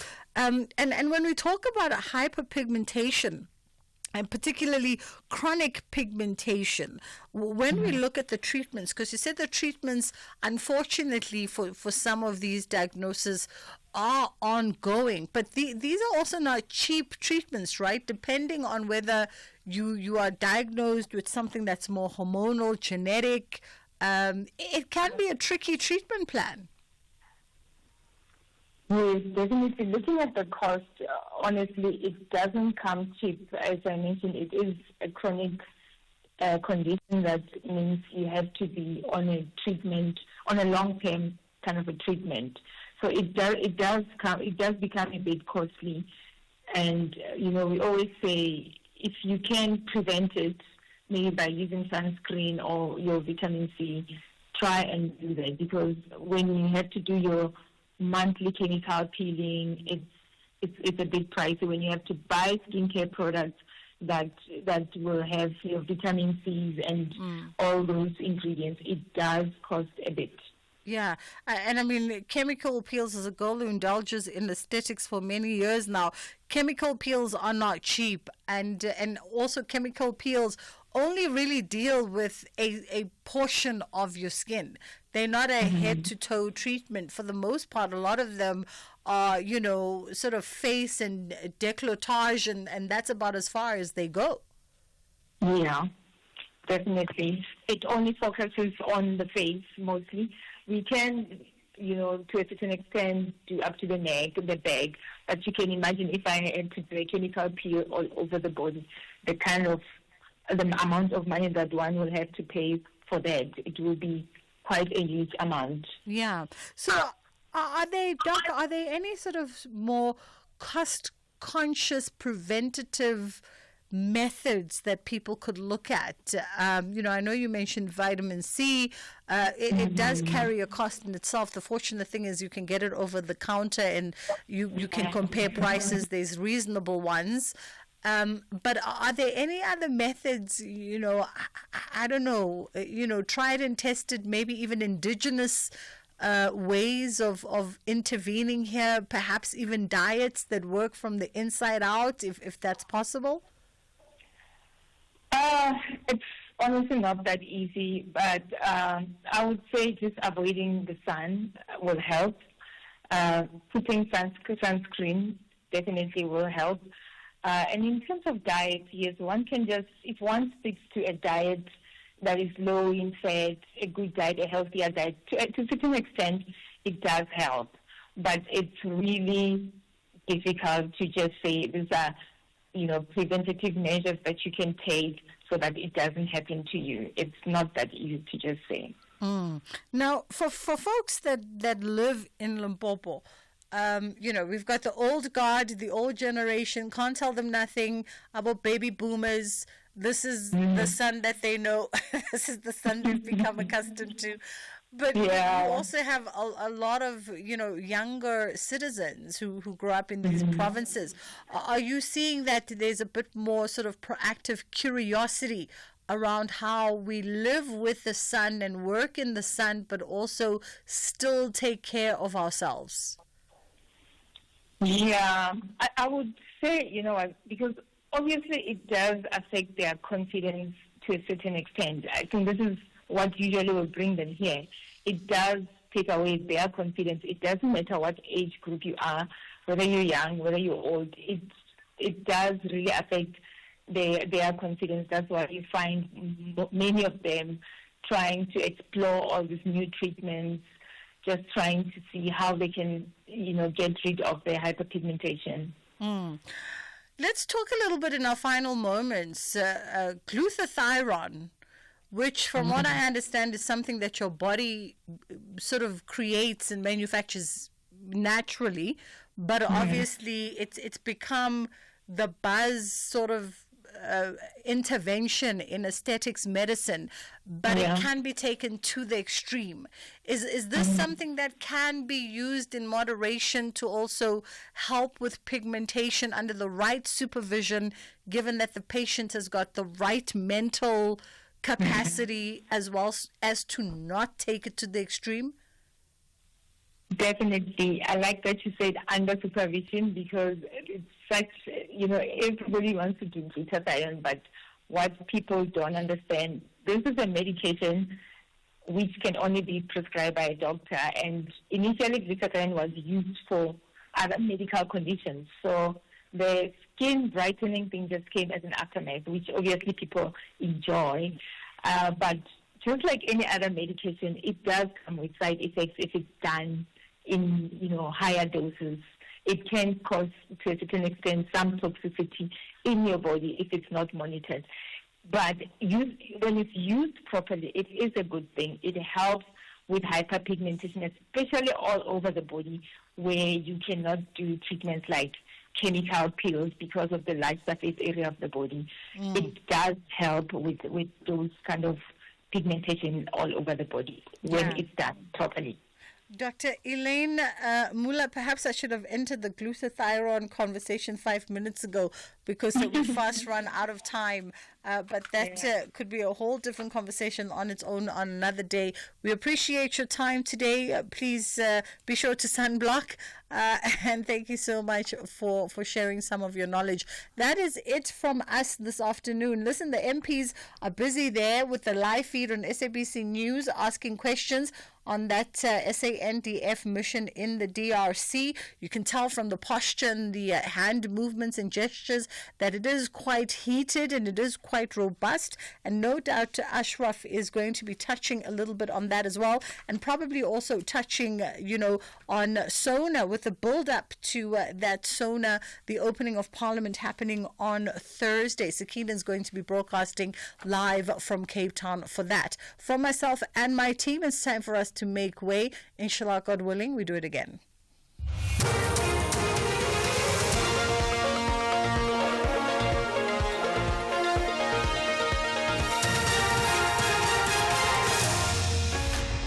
Thank you, Bridget, and your team. Top stories at 3. The parole of Alison Borta's attackers cancelled, and Netanyahu said to meet U.S. President Trump. For SAFM News, I am Ondelambana, and a very good afternoon. Correctional Services Minister Peter Groenewald says a thorough process of evaluation was undertaken before he cancelled the parole for the 2 men who brutally raped and mutilated Alison Porter in 1994. Thans Kruger and Franz Dudoy have been sent back to prison. They had been granted parole in 2023.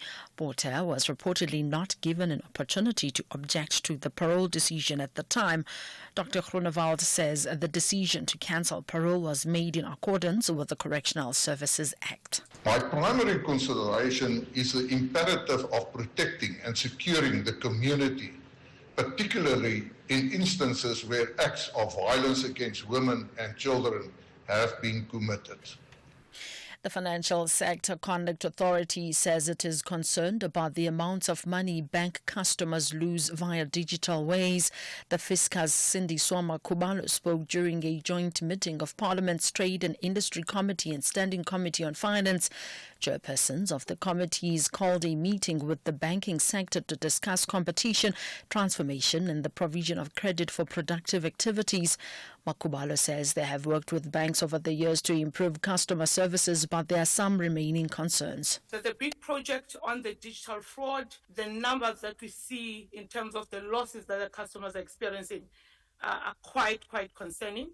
In general, in terms of some of the inconsistencies we see in customer service, in customer service levels, some of the issues we see with mis-selling, where there's a kind of push to drive the sales and not really looking at whether this product is suitable for the customers.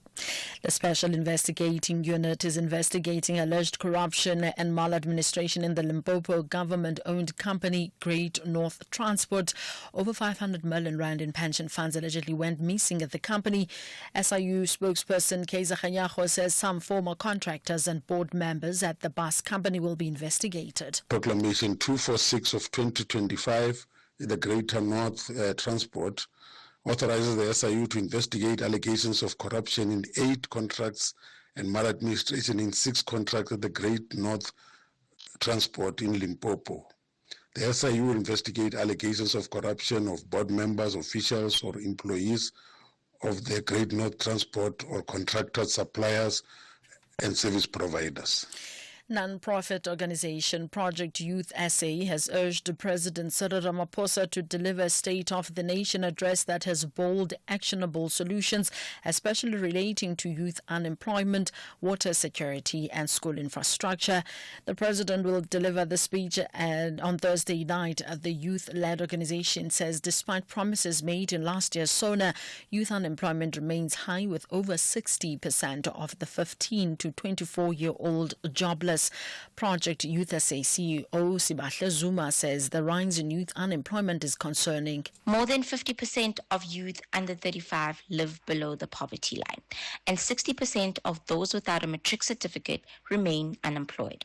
While initiatives like the Presidential Youth Employment Intervention and Youth Employment Service have provided short-term opportunities, they have failed to deliver sustainable solutions for millions of young South Africans. The Israeli Prime Minister Benjamin Netanyahu is in Washington, where he'll become the first foreign leader to visit the White House since President Donald Trump returned to office. Talks are expected to focus on the ceasefire in Gaza. The BBC's Waya Davis has the details. There's no doubt that the future of the ceasefire does hang in the balance, and there's support on both sides for a continuation of the ceasefire. But Mr. Netanyahu's own view is that Hamas are not yet militarily defeated. That's certainly the opinion of people to the right of him in his government who want the war to be resumed after the first stage is over. Now, Donald Trump has made it pretty clear so far that he wants the ceasefire to continue because he wants an end to the war. He's got much bigger plans for this region, in particular a deal with Saudi Arabia. So even though it's a really important meeting, the two men might not meet eye to eye on how to proceed. Recapping the top story, Correctional Services Minister Peter Groenewald says a thorough process of evaluation was undertaken before he cancelled parole for the two men who brutally raped and mutilated Alison Porter in 1994. I am Ondela Marafaya, SFM News Headlines at 3:30. In sports this hour, PSL confirmed Nedbank Cup last 16 dates, fixtures and venues, and Kasim brothers shine as Blitzboks defeat Croatia in Hockey World Cup opener. More details at 3:30. Outsurance definitely understands the nature of our business. Being properly insured is extremely important to the success of our business. They come to the party very quickly, resolve things. Action speak much louder than words. Outsurance have shown us nothing but action. Switch to Business Outsurance today and you could get a massive 20% discount on your business insurance premium. SMS quote to 43328. That's quote to 43328 to switch and save today. Licensed insurer and FSP. TCs and information online. President Cyril Ramaphosa will on Thursday, 6th of February, deliver the 2025 State of the Nation Address at the Cape Town City Hall. Tune in to the meeting point with Koketso Sachane with a special broadcast from 6 p.m., bringing you blow-by-blow coverage at the 2025 State of the Nation Address. SAFM, leading the conversations that move us. The National Pulse with Ashraf Garda on SAFM. You're listening to the National Pulse. Weekdays, 3 to 6 p.m. So here I am, just minutes before we go on air, and I'm reflecting on what is it that's going to move the National Pulse today. Will we talk about the DRC as we have done all of last week? Will we talk about Donald Trump and South Africa as we spoke about all day yesterday? Or are there bigger issues now that have developed in the